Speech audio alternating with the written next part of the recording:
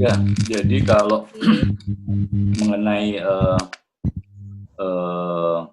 teknologi ya, di Rere tadi bertanya mengenai teknologi. Tentu kita tahu bahwa yang namanya teknologi dari kata tekne dan logos ya. Tekne itu adalah keterampilan ya. Jadi kalau di zaman Yunani keterampilan membuat gerabah, membuat pedang ya, atau keterampilan bermain musik ya. Jadi itu semua yang disebut sebagai teknologi ya, tekne dan logos. Jadi semacam ada pemikiran, ada rasio, ada ilmu di balik sebuah teknik. Gitu. Jadi teknologi adalah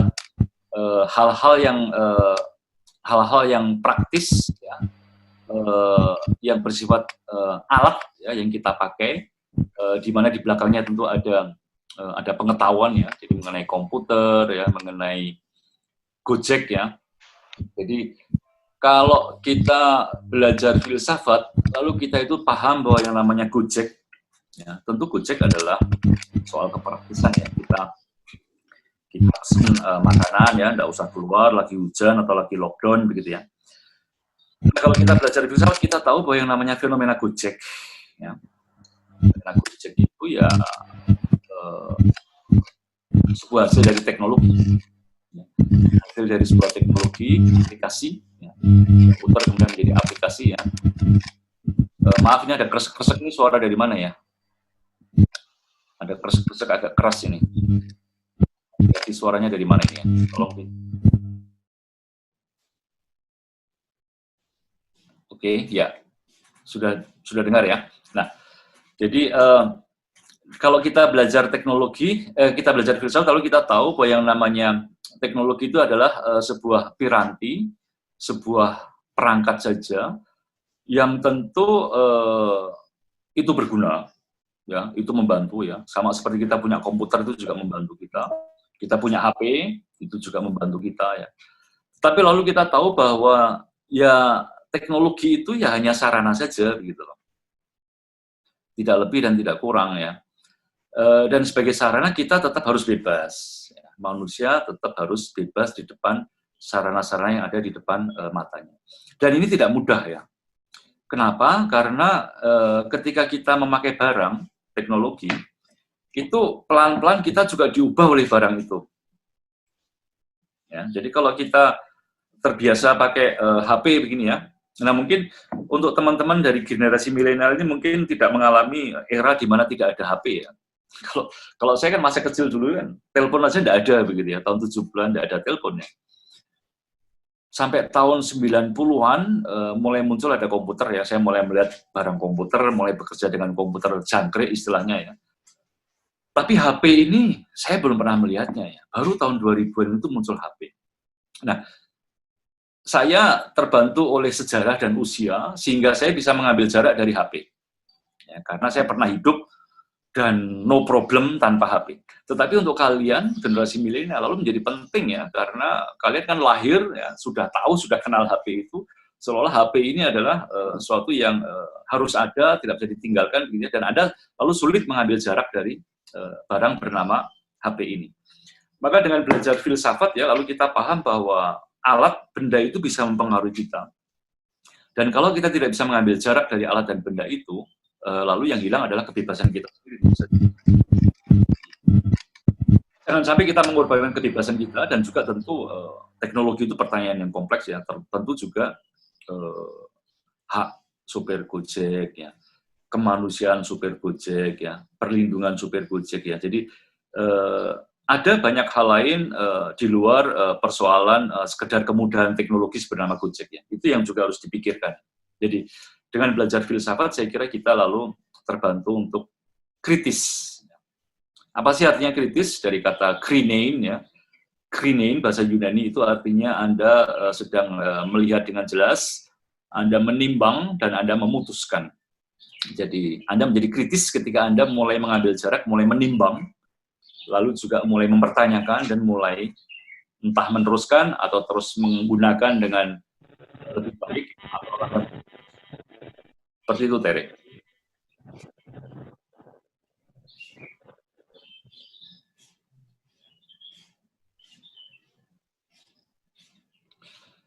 ini ada pertanyaan-pertanyaan dari Rere. Apakah saya langsung jawab atau bagaimana, Rere? Halo, Rere? Aduh, tadi lupa di unmute. Gimana? Saya langsung jawab pertanyaan-pertanyaan di sini atau bagaimana? Boleh, Mo, silakan. Silakan, Mo. Ya, jadi di sini dari Susilo Adianto. Dari penjelasan Romo, saya mau tanya bagaimana seharusnya alur berpikir dan belajar manusia di lembaga formal. Kapan filsafat itu harus sudah dimulai diajarkan dan dengan metode bagaimana? Kalau kita belajar dari negara-negara di Eropa ya, saya nggak tahu di Amerika pengalamannya ya. Filsafat memang sebaiknya mulai diajarkan di SMA ya. Anak usia 17, 18, 19 itu kan mulai berpikir kritis ya, mulai bertanya macam-macam hal begitu ya. Maka pada saat itulah perlu dibekali cara berpikir kritis, dibekali macam-macam bentuk argumen ya. Jadi misalnya kalau kita berbicara mengenai ekonomi ya, paradigma ekonomi secara gampangan kan ada dua, satu liberal kapitalis, satunya sosialis ya, di mana negara campur tangannya. Nah, ini kan sebetulnya bagaimana hidup ekonomi kita dijalankan ya. Ini kan sebetulnya sejak SMA anak-anak mesti tahu ya. Kita ini sebetulnya hidup memakai pola pikir seperti apa begitu. Oke, kalau dikatakan kita adalah demokrasi Pancasila, jadi kita memakai ekonomi Pancasila, ya terangkan ya sejak SMA itu bagaimana praktek ekonomi Pancasila itu. Jadi kalau anak-anak dibekali critical thinking ya, cara berpikir kritis sejak SMA, maka nanti tentu saja menjadi filsuf itu bukan kewajiban untuk semua orang ya, sama seperti di Perancis juga tidak banyak orang yang memilih filsafat ya. Ketika nanti lulus SMA ya terserah ya, apakah mau menjadi filsuf atau menjadi matematika atau sejarah atau sastra ya itu terserah ya. Tetapi paling tidak ketika SMA anak-anak itu sudah diberitahu bahwa oh ini loh ada yang namanya ilmu tentang berpikir ya. Ilmu yang mengajak kita untuk kritis, untuk bertanya, dan juga sekaligus berusaha mencari jawaban. Jadi bukan hanya bertanya secara anarkis ya, tapi juga mencari jawaban secara rasional. Jadi yang menarik, saya waktu studi di Perancis, saya mengamati misalnya pertanyaan-pertanyaan untuk ujian mengenai filsafat yang untuk SMA itu. Pertanyaannya itu juga memang lumayan rumit begitu ya. Jadi misalnya kalau sekarang ini kan konteksnya pandemi ya, corona ya. Jadi misalnya pertanyaan bisa dibayangkan begini. Selama pandemi corona, negara memutuskan untuk memberikan subsidi di Perancis 1.300 euro, artinya sekitar 18-20 juta per bulan, kepada siapa saja yang di usia produktif, usia 18 sampai 50 tahun, yang kehilangan pekerjaan. Ya, jadi semua penganggur, orang yang mendeklarasikan sebagai penganggur, mendapatkan subsidi insentif dari pemerintah sekitar 20 juta per bulan. Ya. Nah, menurut Anda, pemberian insentif seperti ini apakah baik atau buruk terhadap ekonomi? Ini kan pertanyaan yang, lalu kalau Anda sudah dibekali mengenai teori Karl Marx tentang ekonomi, atau teori Adam Smith tentang ekonomi ya, lalu kan Anda mulai berpikir ya, ini bagus apa enggak ya, ngasih uang gratisan begini ya, 20 juta per bulan pada penganggur begitu ya. Lalu Anda mulai belajar berargumentasi secara sosialis atau secara liberal begitu ya. Dan sekali lagi dalam filsafat yang penting adalah kekuatan kelogisan dari argumen Anda. Lalu pertanyaan dari Stanley. Mau bertanya kenapa kalau kita belajar filsafat, orang lain berpendapat bahwa filsafat akan menjauhkan kita dari agama dan Tuhan. Ini pertanyaan besar yang sering muncul ketika kita tertarik dengan filsafat, padahal filsafat itu pengetahuan yang melahirkan ilmu pengetahuan. Ya, di Indonesia memang sekali lagi saya katakan tadi itu ya, kita memang masyarakat yang cenderung religius ya. Bahkan mungkin bukan sekedar religius saat ini ya, masyarakat yang cenderung agamis, ya, di mana agama itu kayak semacam menjadi ideologi ya, menjadi pakaian dari yang diminati oleh semua orang. Nah, filsafat, ada yang namanya filsafat agama ya. Filsafat yang memperkuat agama itu ada. Filsafat, jadi filsafat itu macam-macam sebetulnya. Ada filsafat yang dekat dengan teologi, membackup teologi, ya, memperkuat teologi. Ya. Ada filsafat tentu ya, seperti Demokritos tadi itu. Lalu Karl Marx itu mempelajari Demokritos, yang membawa doktrin materialisme, ateisme. Ya. Lalu tentu banyak pemikir-pemikir kritis ya seperti Immanuel Kant atau Heidegger ya yang mengkritisi wacana ya omongan kita mengenai Tuhan. Dan memang sejak awal ya para filsuf itu memang kritis begitu ya. Jadi orang seperti misalnya Socrates ya dia mempertanyakan semuanya ya. Dia misalnya di salah satu buku tentang kesalehannya Euthyphro ya, dia berdiskusi dengan orang yang menganggap tahu tentang apa itu kesalehan, yaitu pemuka agama, ulama ya. Lalu dia akan berdiskusi dengan mereka ya, Euthyphro, Anda kan seorang pemuka agama, lalu Anda tentu adalah orang yang saleh ya. Sebetulnya saleh itu apa sih? Apakah saleh itu karena kita menjalankan perintah Tuhan, perintah para dewa? Ataukah sebetulnya karena kita berbuat sesuatu yang baik, sehingga disukai oleh para dewa, maka kita lalu menjadi saleh. Ya, jadi Socrates mempertanyakan sebetulnya definisi saleh itu apa ya? Apakah saleh itu artinya sesuai dengan perintah dari yang ilahi, dari agama ya? Ataukah saleh itu sebetulnya ya sesuatu yang secara manusiawi baik ya, sehingga kalau baik ya, karena itu juga baik untuk manusia, maka logisnya ya Tuhan atau dewa juga pasti akan menyenangi itu ya, sehingga itulah yang disebut dengan saleh. Jadi Socrates mulai mengintroduksi bagaimana bahwa yang namanya kesalehan itu tidak harus sesuatu yang karena ikut perintah para dewa, karena kadang-kadang kita melihat ya perintah agama justru kadang-kadang misalnya membunuh orang lain, melabeli orang lain, kan justru itu kan sesuatu yang kontradiktif dengan ide kesucian dari yang ilahi. Jadi memang filsafat bisa membuat orang seperti Socrates ya, bertanya kritis ya, tapi bukannya lalu dia tidak berkomitmen pada kebaikannya, dia tetap berkomitmen pada kebaikannya. Hanya dia memang kritis, dan karena kritis lalu kita tahu Socrates dihukum mati. Jadi memang waktu ada kritis, ada suara apa ini? Bisa berisiko seperti Socrates yang kemudian diadili oleh polis Athena karena dianggap menyebarluaskan ateisme, dianggap membuat anak-anak muda tidak percaya kepada dewa-dewi polis ya, dewa-dewi kota, negara ya. Walaupun sebetulnya adalah perkara politik ya. Jadi Socrates dihukum mati sebagai perkara politik, tetapi preteksnya ya adalah bahwa dia mengajarkan ateisme. Jadi memang filsafat memang kritis ya, tetapi kritis dan ada risikonya begitu ya. Tetapi juga ini sesuatu yang tidak bisa dihindarkan ya, karena kita ini kan punya rasio ya, kita punya akal budi ya, dan kita juga ingin memperdalam keyakinan agama kita ya. Dan seringkali ketika kita mau menjadi orang yang lebih religius ya, seringkali lalu memang keyakinan kita itu ya bertabrakan ya dengan otoritas, bertabrakan dengan orang-orang yang memegang kekuasaan di agama begitu ya. Dan memang ada risiko ya, dan lalu memang tergantung ya apakah Anda berani, apakah Anda yakin, apakah Anda kuat ya, ataukah ya lalu karena situasi tidak memungkinkan ya lalu Anda belajar sendiri ya, lebih untuk konsumsi pribadi ya, tapi tidak untuk keluar di ruang publik karena memang tidak semua orang siap ya, terutama di Indonesia ini ya.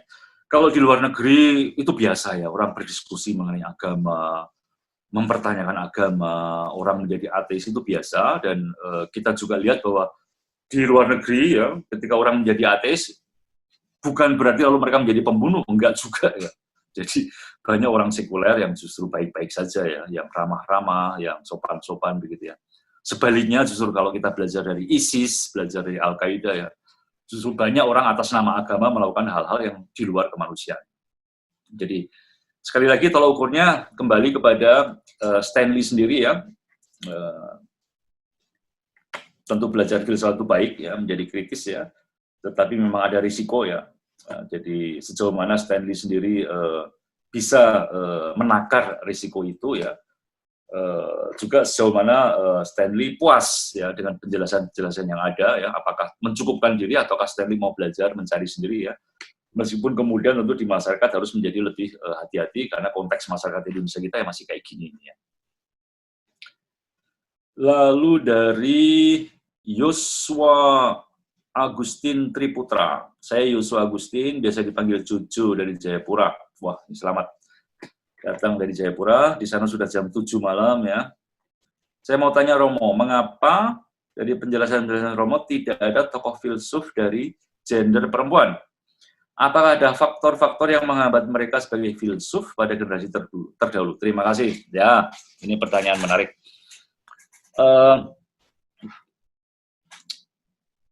Filsafat, kalau saya belajar sejarah filsafat, figur perempuan yang secara garis besar ya, ada di buku-buku sejarah filsafat tentu tidak muncul ya. Kenapa? Ya sederhana, peradaban kuno Yunani itu tidak menganggap perempuan sebagai subjek ya. Jadi yang dianggap manusia adalah laki-laki ya, perempuan itu nomor 2, anak-anak ya dan orang asing ya dan para budak ya. Jadi perempuan dan anak itu adalah harta miliknya laki-laki. Itu adalah mentalitas kuno. Dan kita tahu bahwa wanita baru mendapatkan hak-hak politiknya saya kira baru di abad 20 ini. Ya, jadi belum lama ya, baru abad 20 kaum perempuan itu mendapatkan hak politik. Artinya boleh ikut memberi suara saat pemilu ya di Amerika. Maka memang lama dalam sejarah filsafat nama perempuan sebagai filsuf tidak ada. Kalau ada, saya kira itu hanya satu ya dari abad keempat setelah Masehi, namanya Hypatia, seorang neoplatonisian ya dari Alexandria Mesir ya. Hypatia itu saya kira filmnya juga ada, filmnya agak fantasi sedikit ya, tapi ada, bisa Anda cari. Seorang pemikir perempuan ya, Hypatia. Nah, namun bukan berarti bahwa para filsuf itu lalu omong buruk tentang perempuan ya. Kalau saya boleh menyebut ya satu pemikir kesukaan saya, Platon ya, Platon ya. Misalnya ketika dia berbicara mengenai filsafat, dia kan filsafatnya kan berbentuk dialog ya, diskusi begitu ya, antara Socrates dengan siapa begitu ya. Nah di buku berjudul Phaedrus, Socrates itu mengakui bahwa dia mendapatkan kebijaksanaan itu dari seorang imam perempuan bernama Diotima. Ya, jadi bayangkan ya orang sebesar Socrates ternyata dia mendapatkan kebijaksanaannya dari seorang perempuan yang bernama Diotima. Lalu Platon sendiri di buku dari Republik ya, meskipun di zaman Platon itu perempuan nggak dianggap ya, tapi Platon dalam filsafat politiknya dia mengatakan bahwa kalau ada anak perempuan memiliki kecerdasan dan memiliki keutamaan-keutamaan yang sama dengan anak-anak laki-laki lainnya, maka anak-anak perempuan ini bisa dididik bersama-sama untuk menjadi filsuf ratu. Nah, jadi dalam rejim ideal ciptaan Platon, kan dia memimpikan bahwa masyarakat itu harus dipimpin oleh para filsuf, ya, yang lalu disebut dengan filsuf raja. Dan ternyata kalau kita baca teliti teksnya ya, bukan hanya filsuf raja, tapi juga filsuf ratu. Nah, jadi Platon memberikan tempat kesetaraan ya kepada laki-laki maupun perempuan ya dalam pemikirannya.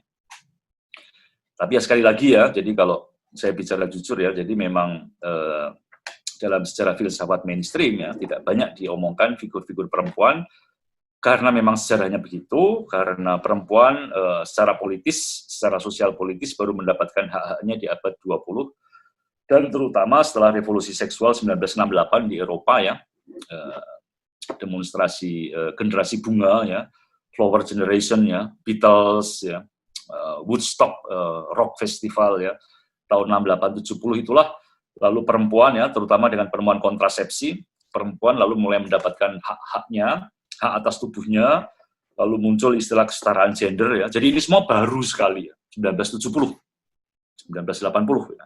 Sebelumnya ya namanya perempuan, kalau Anda lihat film-film dari abad 18, 19 ya, atau Anda baca Kartini begitu ya. Ya begitulah nasib perempuan. Dan di tempat kita sekarang ini ya, dengan situasi yang ada sekarang ini juga, meskipun di luar sana kesadaran mengenai gender perempuan itu begitu kuat ya, tapi yang kita lihat di masyarakat kita justru ada kemunduran ya.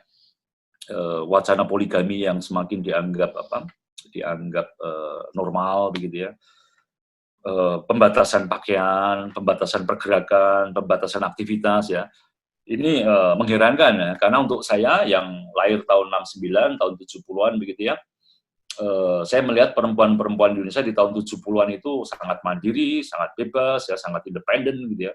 Berbeda dengan perempuan-perempuan milenial yang saya lihat sekarang ini yang justru lebih submisif ya, lebih hidup dan lebih justru mundur ya dibandingkan tahun dulu.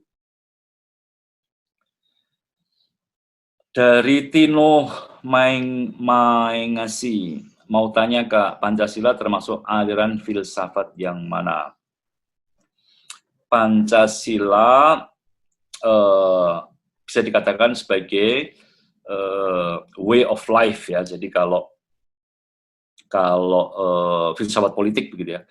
Kalau kita mencoba membahasakan ya, kan Soekarno mengatakan semacam ground filosofi ya, jadi filsafat dasar dari hidup bernegara bangsa ini ya.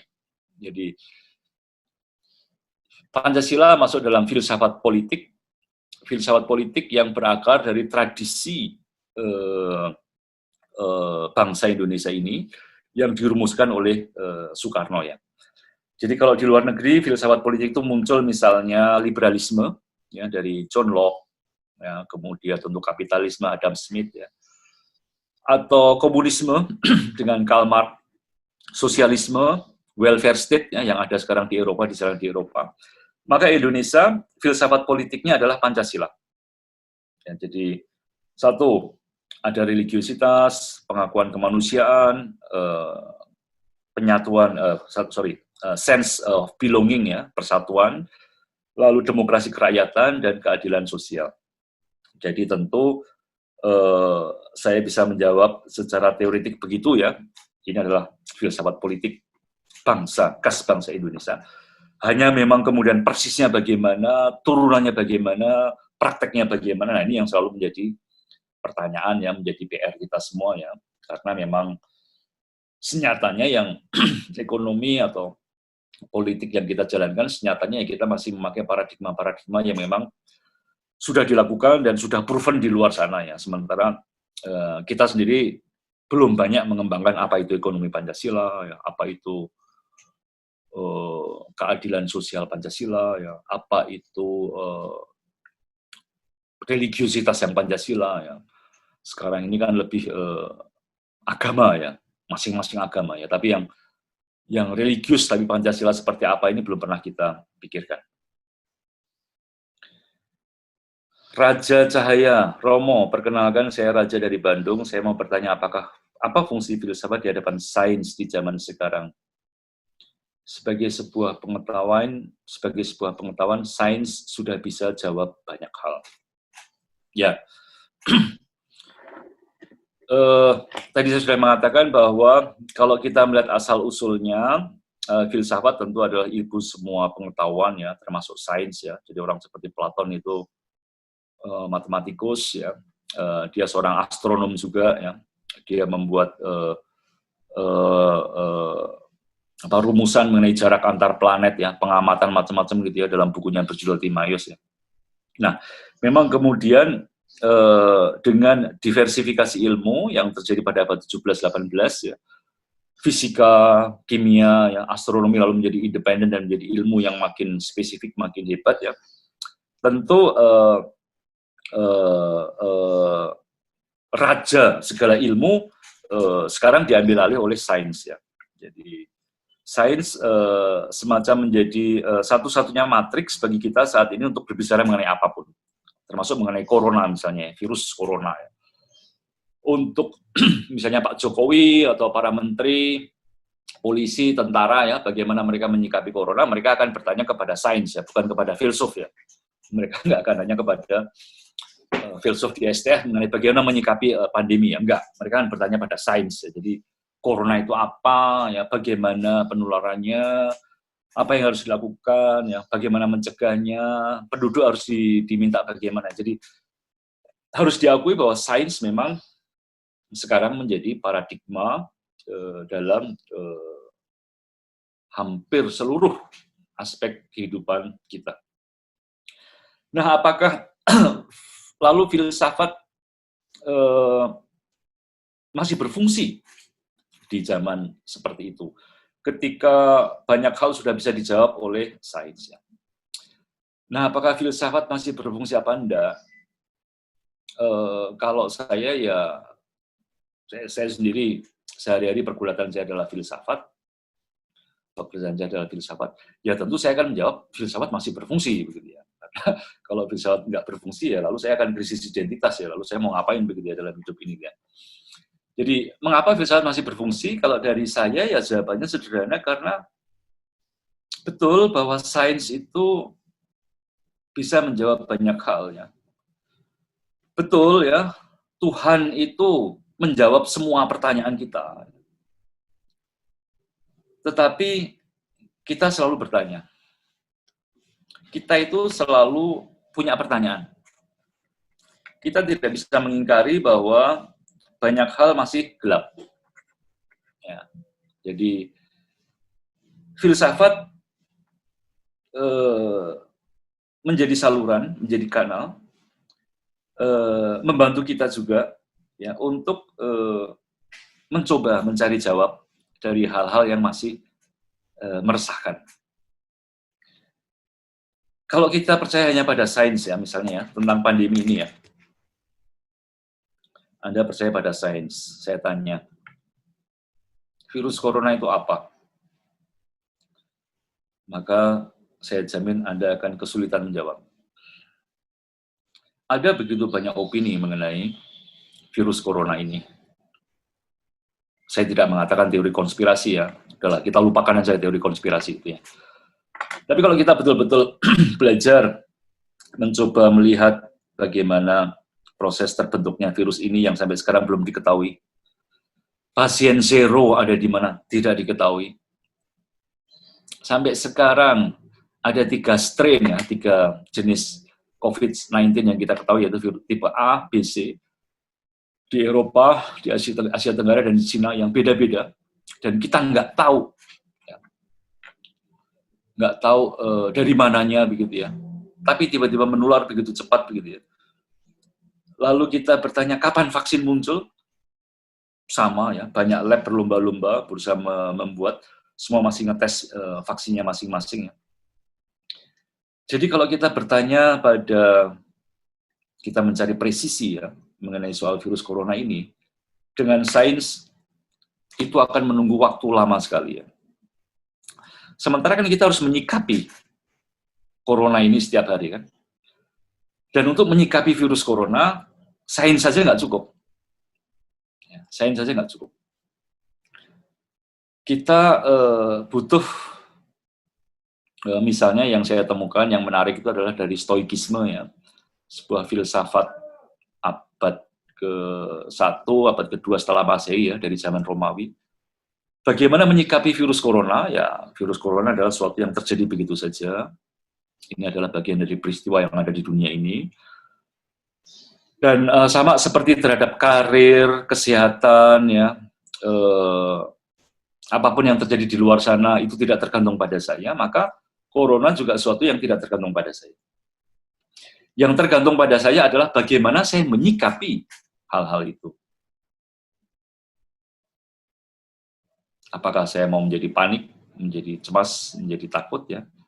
Ataukah sebetulnya lebih baik mengambil jarak, tenang ya, Dan sama sebagaimana karir saya, hidup saya, umur saya juga nggak pasti ya, kematian juga nggak pasti ya, corona juga nggak pasti ya.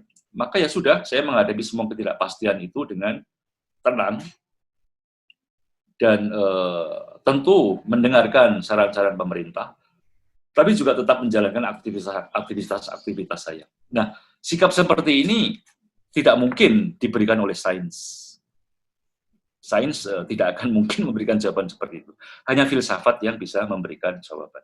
Jadi itu makanya dalam perspektif saya, sekali lagi karena saya profesi saya adalah filsafat ya, filsuf, maka ya saya menjawab tentu fungsinya ada begitu ya. Lalu siapa ini?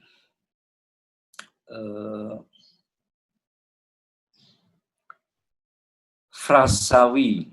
Saya ingin bertanya, pada dasarnya orang berfilsafat itu harus membutuhkan eksistensi terhadap suatu kondisi-kondisi yang memacu pada nilai-nilai. Saya tidak paham ini pertanyaan. Siapa ini? Frasnawi. Tolong jelaskan pertanyaan kamu maksudnya apa? Frasnawi, tolong di-unmute. Itu ada lanjutnya di bawah, itu ada kondisi-kondisi di mana suatu pemikiran yang pragmatis terhadap misalnya suatu teori dari filsafat gitu. Ada di bawah, promo di bawah. Di bawah di mana? Iya, di bawah. Misalnya pada suatu kondisi. Udah kamu katakan aja, apa pertanyaan kamu? Maksudnya patokan saya itu tuh pada kondisi-kondisi, misalnya memacu pada pragmatis kita terhadap misalnya suatu teori yang dikatakan oleh Machiavelli. Machiavelli kan dia mengatakan bahwa menghalalkan segala cara. Di sini terkadang orang-orang salah pragmatis terhadap tindakan-tindakannya. Lalu kembali ke awal tentang eksistensi. Apakah kita harus mempertahankan eksistensi dari kondisi-kondisi terhadap nilai-nilai atau pemikiran-pemikiran dari para filsuf ini atau tidak? Saya tidak terlalu jelas maksud kamu apa sih? Maksudnya terhadap nilai-nilai pragmatis yang disampaikan oleh para filsuf ini. Misalnya dari teori Machiavelli yang mengatakan bahwa menghalalkan segala cara untuk memperoleh keuntungan. Oh ya. Jadi kalau terhadap teori-teori seperti itu, kan ada macam-macam teori ya. Ends justifies means ya. Jadi tujuan itu menjustifikasi sarana. Jadi kalau kamu tujuannya adalah berkuasa, ya maka sarana apapun itu dijustifikasi, dibenarkan ya.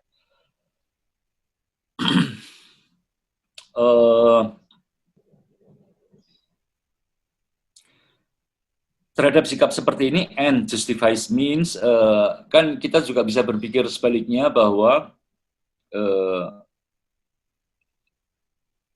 ends itu hanya bisa menjadi ends ya, tujuan itu betul-betul menjadi tujuan ya, kalau sarana untuk mencapainya sesuai dengan tujuan itu. Jadi ada lalu dua prinsip yang saling bertentangan ya, di mana satu menekankan tujuan, sarana apapun terserah begitu ya. Yang lain menekankan bahwa ya tujuan itu tidak bisa terlepas dari cara mencapai tujuan itu. Jadi kalau berhadapan dengan pemikiran Machiavelli yang tadi direduksi seperti itu ya kita belajar saja dari pemikiran lain ya yang mengcounter Machiavelli ya, supaya Anda punya argumen ya untuk mengatakan bahwa meskipun tujuannya baik, tetapi kalau sarananya adalah buruk, ya itu tentu tidak bisa dibenarkan. Jadi misalnya ada Dr. Mengele, dokter Nazi itu ya, yang ingin mempelajari mengenai warna bola mata. Apakah warna bola mata itu bisa berubah apa enggak? Tujuannya baik, ya, belajar mengenai mekanisme bola mata manusia. Lalu apa yang dilakukan oleh Mengele? Dia mengambil tahanan-tahanan Yahudi, lalu anak-anak kecil itu ya, matanya disuntik dengan cairan merah, dengan cairan hijau ya, untuk melihat apakah bola matanya berubah apa enggak. Tujuannya baik, tetapi sarana yang dia lakukan adalah mengerikan. Ya, kalau dengan demikian tentu saja lalu tindakan dari Mengele ini tidak bisa dibenarkan ya. Tujuannya baik tapi sarannya mengerikan. Jadi terhadap doktrin-doktrin filsafat itu makanya kita perlu belajar sejarah filsafat. Itu akhirnya nanti doktrin filsafat itu adalah preferensi atau semacam minat pribadi dari diri kita. Kalau Anda sukanya membaca Machiavelli, membacanya doktrin-doktrin seperti itu, ya memang bisa jadi Anda punya semacam kesamaan roh dengan Machiavelli. Tapi kalau Anda suka membaca yang lebih Platon, ya, yang lebih etika, Aristoteles begitu ya, bisa jadi Anda memang rohnya ke situ. Tapi dengan Anda belajar macam-macam itu, lalu Anda bisa membedakan macam-macam pemikiran, macam-macam argumen, dan Anda bisa lalu menentukan kira-kira yang cocok untuk Anda yang mana. Begitu, Prasawi. Menjawab nggak? Iya, seperti itu. Tapi maksudnya di sini permasalahan saya ingin menekankan pada eksistensinya. Apakah perlu kita membuktikan? Eksistensi berarti itu membuktikan apa yang ada kan? Itu eksistensi. Eksistensi itu apa? Maksudnya apakah orang harus membuktikan eksistensinya? Keberadaan suatu, maksudnya dari perkataan yang tadi, seperti yang tadi Romo katakan bahwa memang doktrin-doktrin itu keras. Tetapi sebenarnya saya juga pernah membaca sejarah dari Machiavelli bahwa dia berusaha untuk membenarkan suatu pemerintahan yang diktator pada zaman itu. Dia menjelek-jelekan keburukan dari pemerintahan, sehingga pada saat itu dia berusaha untuk bagaimana memberitahukan kepada seluruh rakyat bahwa ternyata pemerintahnya begini. Kalau maksudnya pemerintahnya kan orang berusaha untuk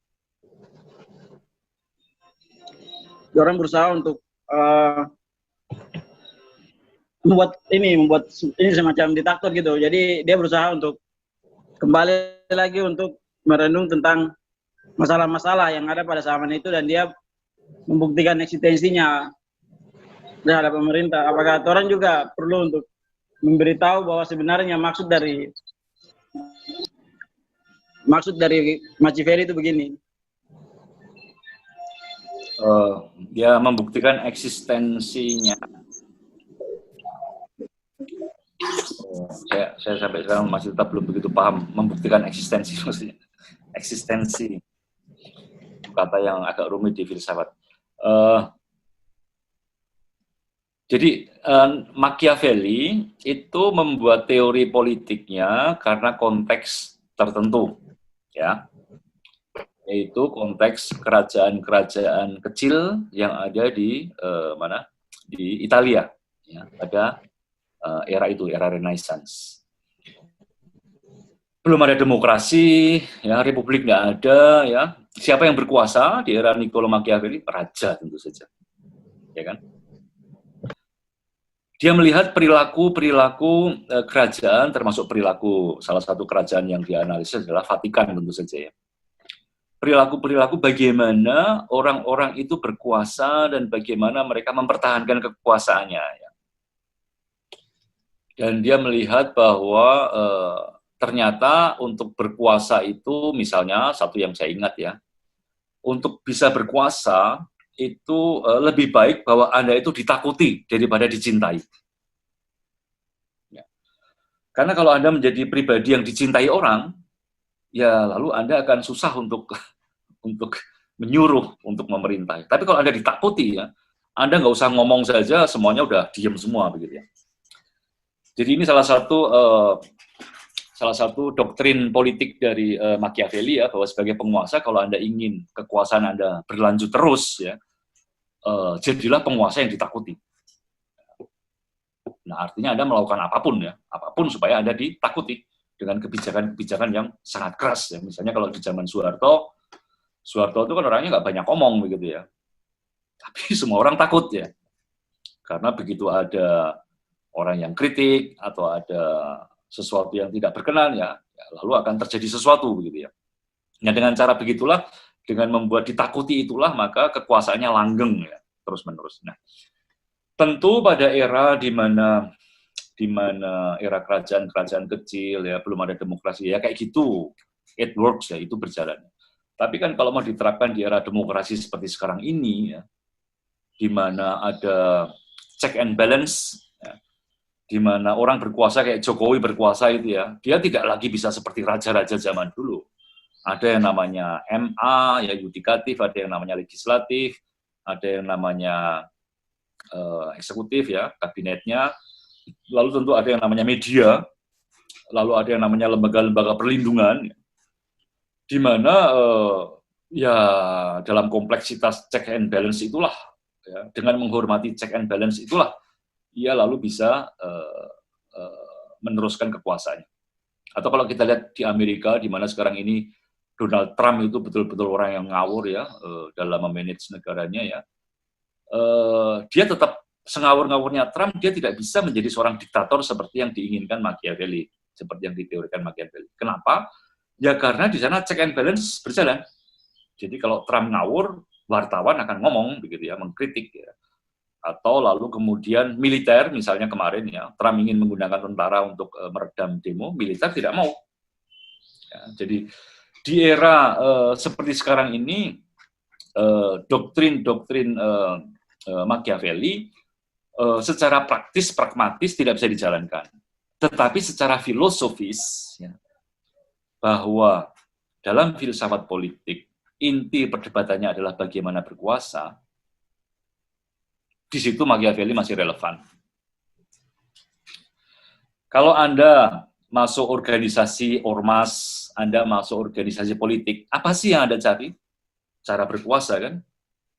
Nah, dalam cara berkuasa itulah kemudian, ya, ada doktrin-doktrin dari Machiavelli yang masih relevan, misalnya bahwa kekuasaan selalu cenderung melanggengkan dirinya. Nah, ini kan benar, kan, bahwa siapapun yang berkuasa, ya, dia selalu akan berusaha melanggengkannya supaya kekuasaannya itu tetap berlangsung, ya. Meskipun tentu dia tidak bisa melakukan praktek yang dianjurkan Machiavelli karena sekarang dibatasi oleh HAM, dibatasi oleh check and balance, ya, dibatasi oleh hukum, ya, yang demokratis. Begitu, apakah sudah lebih menjawab atau tambah pusing?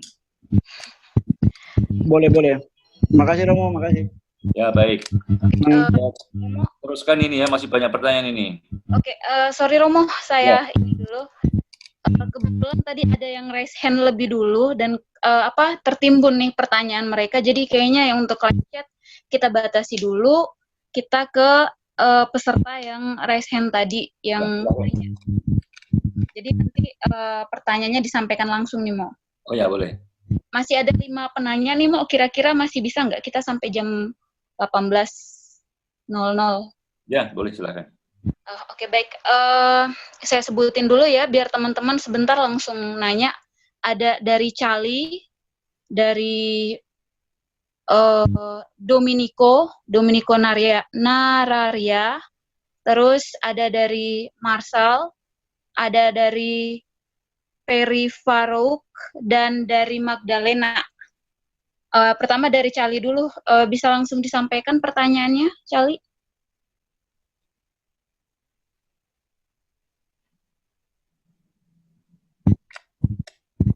Halo? Cali, silakan. Halo. Ya, yang keras. Halo. Saya baca saja di chat tadi, ya. Ya. Kan katanya bertanya adalah berpikir. Apakah ketika berpikir atau mempertanyakan sesuatu itu memiliki kaidah tertentu? Ataukah metode berdasarkan tiap individu tersendiri? Terus bagaimana membedakan berpikir secara filsafat atau berpikir dengan hal yang remeh-temeh saja? Sekian. Ya. Jadi kalau berpikir filsafat memang gimana ya, saya menjawabnya jadi agak susah ini. Jadi kita bisa berbicara mengenai hal yang remeh-temeh secara filosofis, ya. Jadi justru disitulah hal yang menarik dari filsafat itu membicarakan hal-hal yang kelihatannya remeh, begitu ya.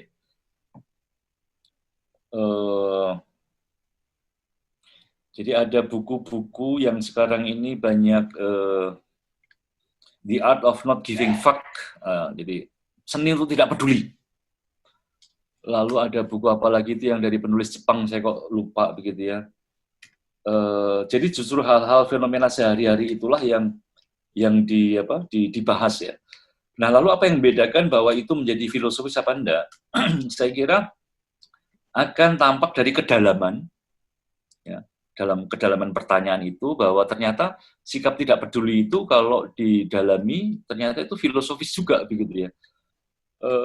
Sikap tidak tahu pun ternyata kalau didalami itu sikap yang filosofis juga, ada argumennya begitu ya. Jadi nanti akan tampak dari kedalaman.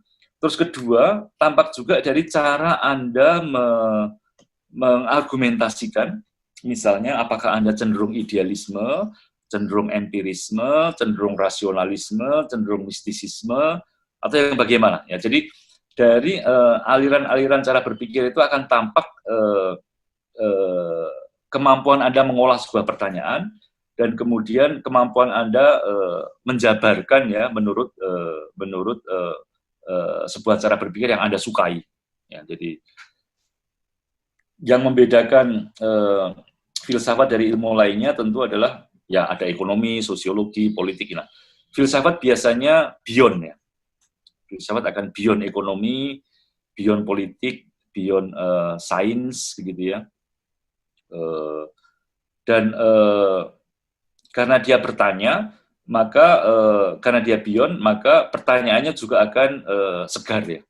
Pertanyaannya akan membuat kita seperti oh iya betul ya, ternyata tidak seperti itu begitu ya. Jadi itu ciri filsafat, dan sekali lagi filsafat kadang-kadang justru memulai dari hal-hal yang remeh, hal-hal yang sepele begitu.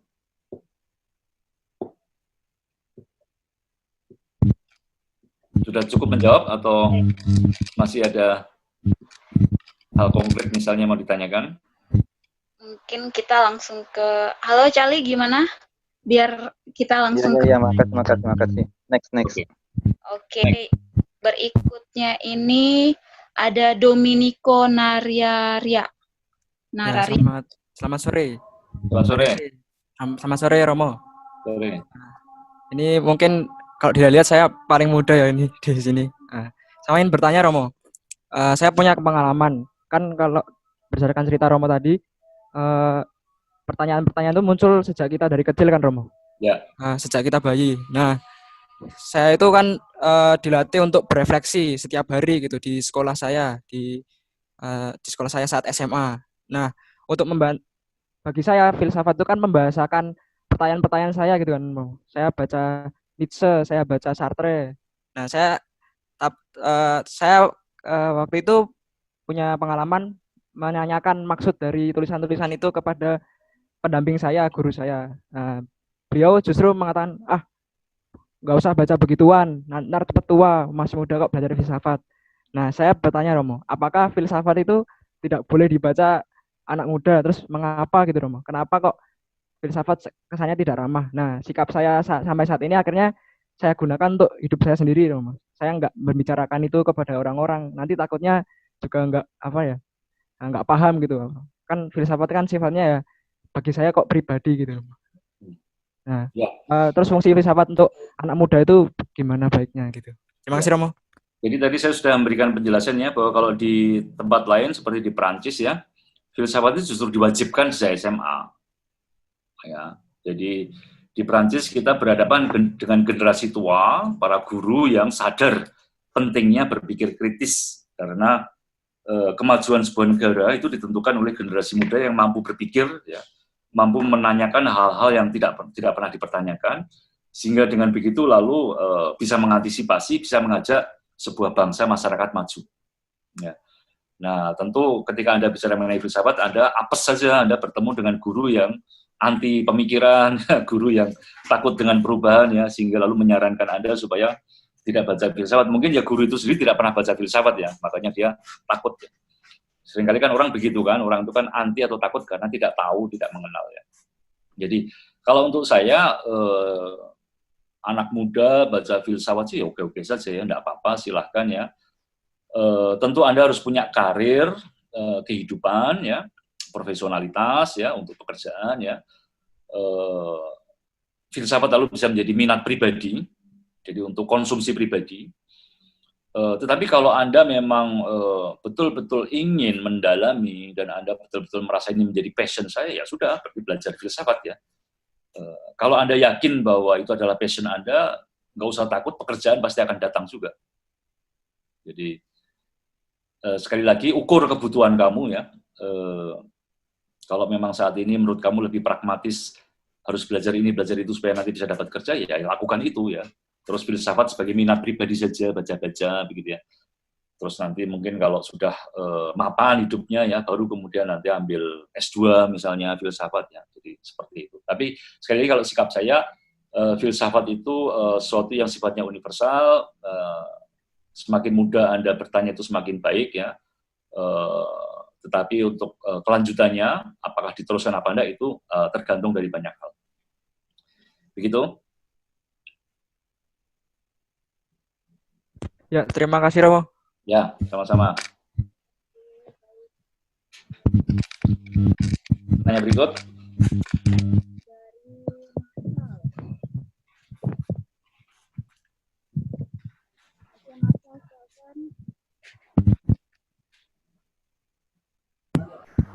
Marsal ya, Dani Marsal.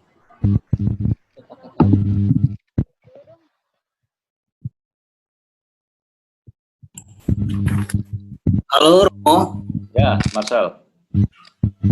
Romo, ini mohon maaf pertanyaan saya sedikit banyak Romo. Ya. Salah satunya itu mengenai akurasi atau pemahaman terhadap manusia sebagai trilogi. Manusia sebagai? Trilogi atau partikel yang yang dibedakan mengenai sesuatu yang halus, yang kecil, super kecil, dan yang kasar atau fisik atau nyata. Oke. Nah, yang pertama-tama itu saya ingin bertanya tentang apa perbedaan jiwa dan roh. Apa maksudnya jiwa dan roh itu sama atau beda atau bagaimana gitu, Rom? Nah, yang kedua mengenai yang tadi Romo sudah jelaskan, yaitu beberapa selain manusia, beberapa makhluk itu tidak butuh sofia atau kebijaksanaan gitu. Karena mungkin mereka tidak punya potensi untuk merespon kebijaksanaan itu apa gimana gitu. Mungkin itu saja Romo. Ya. Jadi kalau untuk pertanyaan yang kedua, kan tadi kan saya mengatakan dua makhluk yang tidak butuh sofia, yaitu para dewa yang ilahi, karena yang ilahi kan sudah bijaksana, jadi tidak ada gunanya belajar filsafat. Lalu yang pertama tentu adalah binatang ya. Kenapa binatang tidak butuh sofia? Ya kalau dalam pemikirannya Platon, binatang tidak punya rasio. Ya, jadi karena tidak punya rasio maka ya dia tidak tahu ya bahwa bijaksana itu penting. Untuk pertanyaan mengenai jiwa dan roh begini, jadi kalau kita berbicara mengenai istilah ya, jadi gampangnya begini, gampangnya kalau dalam cara berpikir agama, manusia itu terdiri dari badan, jiwa, dan roh. Badan dan jiwa kita itu berasal dari orang tua kita. Ya, jadi makanya fisik saya, psikologi saya, karakter saya, itu kan ada miripnya dengan bapak ibu saya ya. Saya menuruni itu dari bapak dan ibu saya. Tetapi kemudian ada yang namanya roh. Roh itu dari mana? Roh tidak berasal dari bapak dan ibu saya. Roh itu dalam agama dikatakan berasal dari Tuhan. Jadi roh adalah sesuatu yang dihembuskan ya, dari kata ruah ya, artinya angin ya. Sesuatu yang dihembuskan, sebuah kesegaran, sebuah kehidupan ya, yang dihembuskan oleh sang sumber hidup itu sendiri. Dari keyakinan seperti ini, makanya kemudian dalam cara berpikir agama, manusia itu, sekalipun kita ini adalah anak dari bapak dan ibu kita, manusia itu tetaplah unik. Setiap orang, setiap pribadi adalah ciptaan unik langsung dari Tuhan. Itu makanya tentu kita bergantung pada ayah ibu kita, tapi kita sebagai pribadi kita juga bebas. Ya. Kita pribadi yang sepenuhnya berbeda dengan bapak dan ibu kita. Nah, ini tentu saja kalau Anda mau menjelaskan seperti ini di kitab suci kita tentu tidak ada ya, yang ada hanyalah mitos ya di Genesis itu yang mengatakan bahwa dari lumpur lalu jadi manusia lalu nah itu kan mitos yang harus ditafsir ya. Atau kalau kita dalam agama Kristiani mencari di kitab Injil ya penjelasan seperti itu tentu juga tidak ada ya, tidak ada. Nah, istilah-istilah jiwa, badan, ya, roh ya. Ini kalau sejauh yang saya selidiki, ya, saya pernah menulis itu agak panjang lebar di majalah Basis ya. Jadi jiwa itu psuke, lalu psuke itu ada 3 bagian ya, dibilangnya ya oleh Platon ya. Paling bawah adalah nafsu-nafsu perut ke bawah, namanya epitumia, hasrat makan, minum, dan seks ya. Lalu di tengah ada yang namanya tumos, hasrat-hasrat akan nama besar, harga diri, prestasi ya. Lalu kemudian di atas ada yang namanya logos, logistikon, dan kemudian kadang-kadang disebut juga sebagai nous. Ya. Jadi yang namanya jiwa manusia, psuke, itu terdiri dari unsur-unsur yang bawah, ya. Unsur tumos dan epitumia, unsur harga diri dan nafsu-nafsu, makan, minum, seks tadi itu, dan unsur-unsur yang sifatnya atas, yaitu rasional. Menurut Platon, bagian jiwa kita yang bawah, epitumia dan tumos itu bisa mati. Jadi kalau kita nanti mati, bukan hanya badan kita hancur, tapi juga tumos dan epitumia ini hilang. Tetapi menurut Platon, logos dan nous, ya sebagai bagian rasional, itu bisa terus berlangsung. Nah kemudian nous dan tumos ini sebetulnya akarnya dari tradisi Homerik, ya, di mana yang namanya nous dan tumos ini lalu akan disamakan dengan darah. Ya, jadi ada asal-usul agak material ya. Karena yang namanya kehidupan itu intinya adalah di darah, ya, maka sebuah daya di darah itu yang bernama noos, ya, atau kadang-kadang dikatakan tumos, itulah yang menjadi sumber kehidupannya. Jadi ada aspek material dari bagian rasional tadi itu, nous ya, yang dalam kajian-kajian selanjutnya kemudian kalau kita berbicara mengenai kaum neoplatonisian ya, antara jiwa dan nous, logos, itu kemudian mulai semacam dipisah. Ya. Jadi jiwa, psuke, itu semacam kendaraan ya, dari yang namanya nous atau logos yang sepenuhnya bersifat ilahi. Dan kendaraan ini yang kemudian muncul, ya istilahnya pneuma, muncul di tradisi berikutnya, di era Kristiani, pneuma ini berubah menjadi roh. Jadi kata pneuma, pneumatikos, ya, itu artinya adalah angin, ya, hembusan segar, ya. Dan pneuma inilah yang kemudian dianggap bersifat ilahi dan akan terus kekal. Ya. Jadi kalau kita ngomong dari sisi Yunani memang agak ruwet, ya, karena yang namanya jiwa yang sebetulnya ada aspek materialnya, tapi kemudian dianggap lebih bersifat ilahi, ya, bisa terus eksis begitu ya. Terus eksisnya bagaimana? Kalau di Yunani, karena sistem Yunani itu sistem yang reinkarnasi, transmigrasi jiwa. Jadi artinya jiwa kita itu setelah mati eksis, tetapi nanti kemudian dia akan masuk lagi ya, dalam kehidupan yang lain ya, reinkarnasi ya, dan terus-menerus seperti itu. Di agama kemudian yang muncul setelah filsafat Yunani ya, lalu muncul pemahaman lain dari tradisi Yahudi dan tradisi agama Kristiani yang menunjukkan bahwa ruah ya, itu disamakan dengan pneuma, ya. Pneuma yang untuk orang Yunani adalah jiwa ya, di tradisi Kristiani menjadi pneuma itu menjadi roh ya, dan roh itu yang kemudian dikatakan berasal secara langsung dari Tuhan, dan roh itu yang kemudian nanti akan kembali kepada Tuhan ya setelah kematian ya. Meskipun kemudian dalam doktrin yang lebih rumit lagi dikatakan adanya the resurrection of the flesh, ya.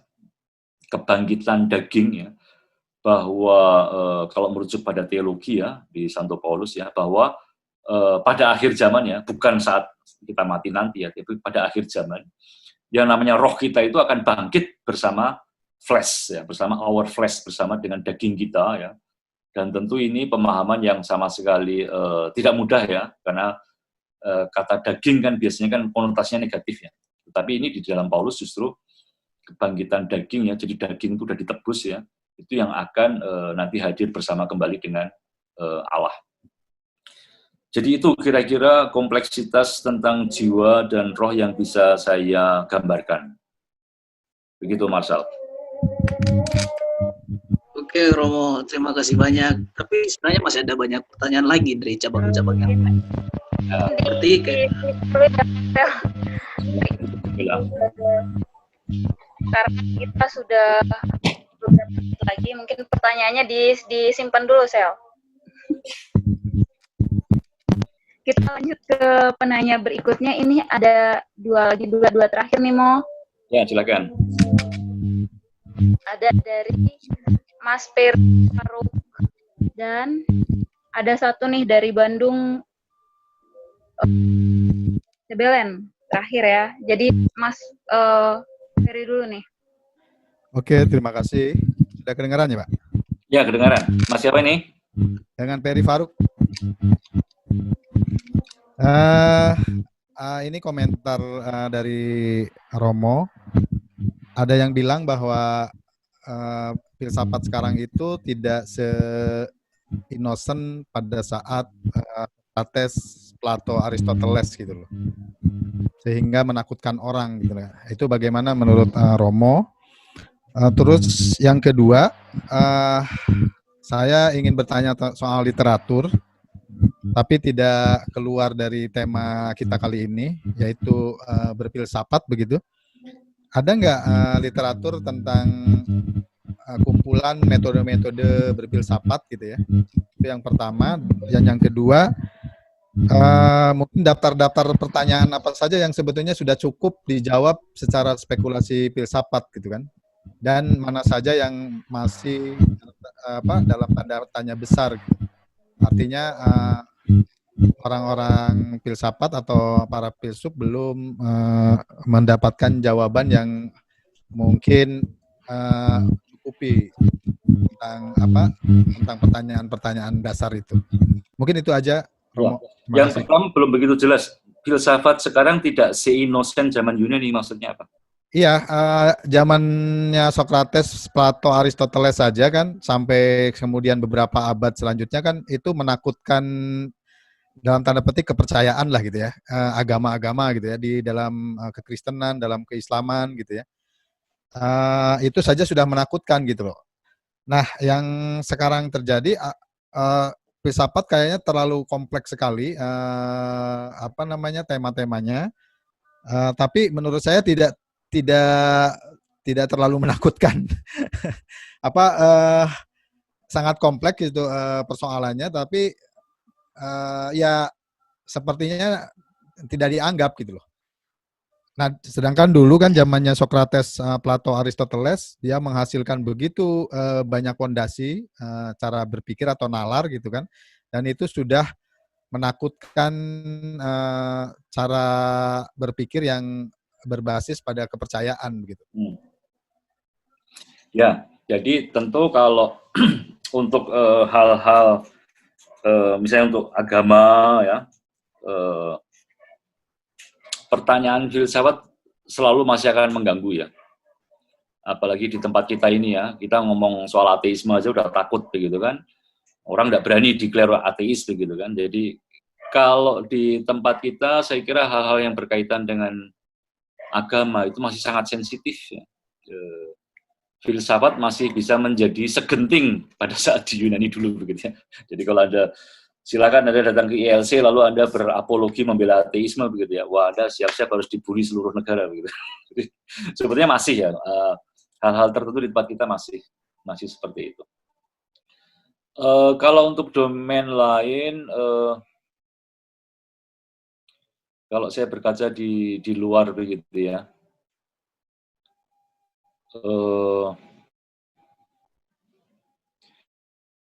satu yang cukup banyak mengganggu ya, itu adalah konsep-konsep tentang demokrasi yang sekarang ini diusung oleh pemikir-pemikir kontemporer ya, misalnya kayak Jacques Rancière ya, di mana demokrasi adalah demokrasi radikal, itu artinya adalah kesetaraan fundamental, dan artinya kita selalu mesti siap diganggu oleh apapun wujud permintaan dari sekelompok masyarakat yang ingin diakui sebagai setara. Contoh paling gampangnya LGBT. Ya, kalau kenapa LGBT bisa diterima di Barat ya karena lewat prinsip kesetaraan itu ya mereka juga warga negara yang setara ya. Sehingga lalu mereka menuntut hak yang sama, misalnya hak perkawinan yang sama, hak perundang-undangan warisan yang sama, termasuk hak mengasuh anak yang sama begitu ya. Nah ini sampai kapan kemudian nantinya akan terus ya, karena kan yang namanya gender ya, kalau kita bicara mengenai identitas seksual ya di Barat itu kan luar biasa ya. Di Thailand aja katanya ada berapa? 16 identitas seksual yang diakui negara begitu ya. Nah jadi kalau kita berbicara mengenai kesetaraan dalam demokrasi ini masih banyak hal yang diusung filsuf-filsuf yang memang bisa menggoncang tatanan di sana. Karena kemudian selain gender juga mulai muncul gerakan-gerakan kesetaraan hak asasi hewan. Ya. Apakah dibenarkan kita melihara binatang untuk kita konsumsi begitu ya? Ayam-ayam itu yang diproduksi secara massal kan kasihan ya kan, mereka juga punya hak juga untuk mati dengan tidak sakit ya. Ini siapa yang antar? Kok iya? Ini ada suara masuk ini. Ya jadi kalau kita bicara mengenai gerakan-gerakan radikal ya dari pemikiran-pemikiran radikal begitu, saya kira masih menggoncang ya banyak hal ya. Dan kalau di Indonesia, apalagi di Indonesia ya, kita ini kan sebenarnya masyarakat yang sangat kanan, konservatif ya, banyak hal tidak bisa dibicarakan, didiskusikan ya. Jadi fungsi filsafat saya kira kok masih ya mungkin bias saya karena kan bias saya kan karena saya filsafat ya. Jadi banyak hal masih ini kok masih menarik untuk didiskusikan dan membuka pikiran kita begitu ya. Dan memang kadang-kadang kita harus berhadapan dengan orang-orang yang takut ya untuk berpikir secara alternatif. Apakah ada daftar pertanyaan yang sudah dijawab dan apa yang belum dijawab? Nah ini kalau saya ya dari sudut pandang filsafat ya, kan titik tolaknya dari Einstein tadi itu ya, wisdom itu kan artinya kita berupaya selalu mencari ya, tanpa pernah berpretensi selesai. Maka artinya ya tidak pernah ada satu pertanyaan pun yang selesai. Orang boleh mengklaim, filsuf boleh mengklaim, Hegel misalnya, boleh mengklaim bahwa dia sudah menyelesaikan pertanyaan mengenai politik, mengenai hukum, mengenai seni, mengenai agama ya. Akan muncul filsuf lain yang akan membantah konklusi-konklusi dari Hegel. Marx merasa sudah mendapatkan teori sejarah perkembangan ekonomi ya. Semuanya sudah dijawab oleh Marx dan akan muncul filsuf lain yang akan membantah keputusannya si Marx ya. Jadi filsafat itu justru uniknya adalah dia mempertanyakan pertanyaan yang dianggap sudah selesai.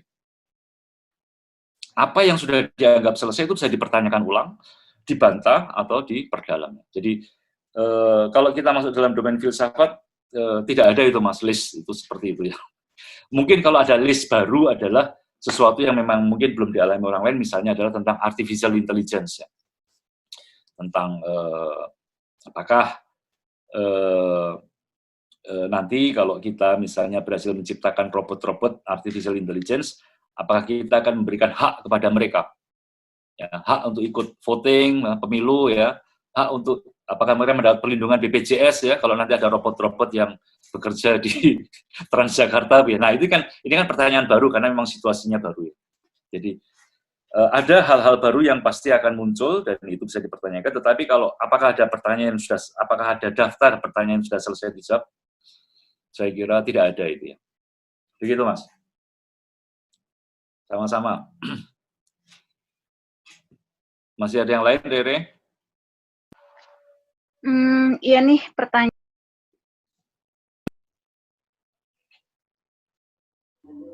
Selesai.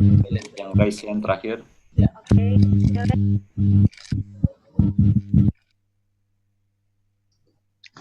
Aku Romo mau bertanya. Nah. Saya Belen dari Bandung, Romo.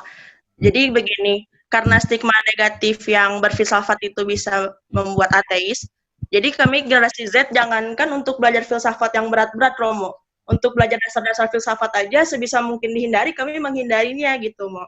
Nah, jadi menurut Romo nih, metode apa sih yang bisa digunakan agar ilmu filsafat ini menjadi ilmu yang menarik untuk dipelajari untuk kalangan generasi Z seperti saya, Romo? Ya, jadi kalau yang paling gampang ya, karena kalian adalah generasi Z, generasi yang digital native ya, lahir dengan sudah berbagai macam perangkat ini, cari di YouTube.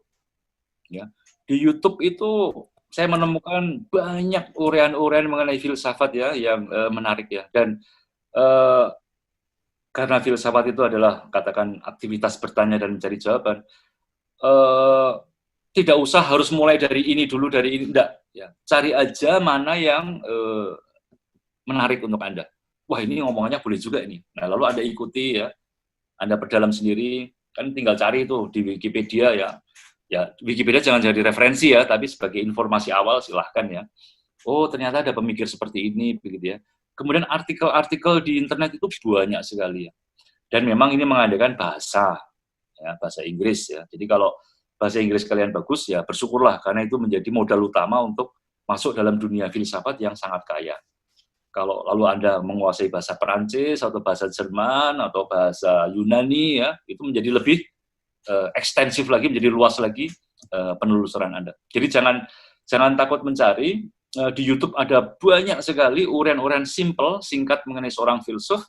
Yang penting begitu Anda mendapatkan sesuatu yang menarik, Anda berhenti, oh ini ngomong tentang tokoh ini ya. Tokoh misalnya bernama misalnya ya Epikuros. Dibilangnya Epikuros itu hedonis. Hedon kok jadi filsafat ya? Gimana ini ya? Nah, lalu Anda cari itu, pakai ketik Google aja tuh, Epikuros. Oh, lalu ada artikel-artikel, ada buku, nah Anda mulai baca di situ. Oh, ajarannya Epikuros itu seperti ini. Lalu Anda dalami lagi di YouTube, mungkin ada YouTuber lain yang memberikan penjelasan 5 menit, 10 menit, 15 menit tentang Epikuros. Ada juga beberapa yang ini bukan promosi ya, tapi sharing saja begitu ya. Ada YouTube saya yang memberikan kuliah tentang filsafat Yunani kuno atau tentang Nietzsche begitu ya, yang diupload oleh Salihara ya. Panjang ya, 2 jam ya, jadi harus sabar mendengarkannya. Tapi kalau memang Anda berminat sebagai generasi milenial, Anda tidak kekurangan sarana dan Anda sepenuhnya bebas ya untuk mencari, bertanya, belajar ya. Memang sistem kita, sekolah kita, masyarakat kita cenderung tidak suka anak muda yang banyak bertanya ya, tetapi ya sudahlah, itu urusannya masyarakat, itu urusannya orang tua ya. Yang penting adalah kalian sendiri jangan berhenti, kalian sendiri jangan sampai kuriositas itu mati begitu ya. Anda mencari ya, seperti hari ini misalnya kita bikin forum sekolah filsafat jalanan, ya sudah bikin aja begitu ya. Nggak usah takut, nggak usah ragu begitu ya. Dan kalau ada orang-orang yang bisa diminta untuk memberikan informasi, ya lalu kita beri begitu ya. Tapi jangan lupa Anda berproses mencari sendiri, usahakan untuk dengan kemampuan Anda mencari sendiri dan jangan malu, jangan takut gitu ya. Itu saja dari saya. Terima kasih, Romo. Sama-sama.